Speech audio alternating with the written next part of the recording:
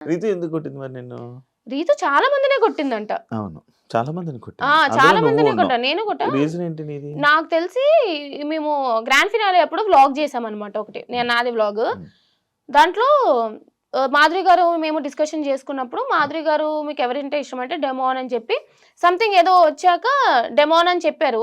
చెప్పినాక last 2 weeks demon బాగా ఆడుతున్నారు ఇదంటే అంటే రీజన్ ఏంటి అని చెప్పి కొంచెం కన్వర్జేషన్ అయింది. అప్పుడు ఇండైరెక్ట్ గా రీతు నేమ్ వచ్చారు. రీతు నేమ్ రాలే, బట్ ఇండైరెక్ట్ గా రీతుని అంటున్నట్టు వస్తే మేము నవ్వినాం. నార్మల్ జోక్ కదా నవ్వాం. అది సీరియస్ గా తీసుకొని అన్ఫాలో చేసినట్టు ఉంది. ఎప్పుడు ఎక్స్‌ప్లనేషన్ ఇవ్వాలని ట్రై చేసావా? లేదు నేను చేయలే. చేయవా? ఎందుకు అవసరం లేదు. అంతేనా? ఇప్పుడు జనరల్ గా కూడా ఇప్పుడు నేను లేనప్పుడు కూడా ఒక 10 మంది ఉంటారు. నా మీద జోకేస్తే నవ్వుతారు కదా. అట్లానే ఇప్పుడు చాలా మంది అన్నారు లాస్ట్ 2 వీక్స్ డెమోన్ హైలైట్ అయ్యారని. అండ్ ట్రూ, అది రీతు వల్ల కాదని పక్కన పెట్టేస్తే నిజంగానే హైలైట్ అయ్యారు. ఇప్పుడు రీతు నా ఫ్రెండ్ లానే అనుకున్నా నేను కూడా. సో జనరల్ గా ఇప్పుడు నేను డైరెక్ట్ గా కూడా చెప్పలే, పక్కన అంటే నవ్వినా. ఇప్పుడు నువ్వైనా సరే, ఇప్పుడు తనైనా సరే నా గురించి ఎవరైనా జోక్లు వేస్తే నవ్వుతుంది. సో దానికంత సీరియస్ తీసుకున్నప్పుడు నేనేం చేయలేను, నేను ఎక్స్ప్లెనేషన్స్ ఇవ్వను.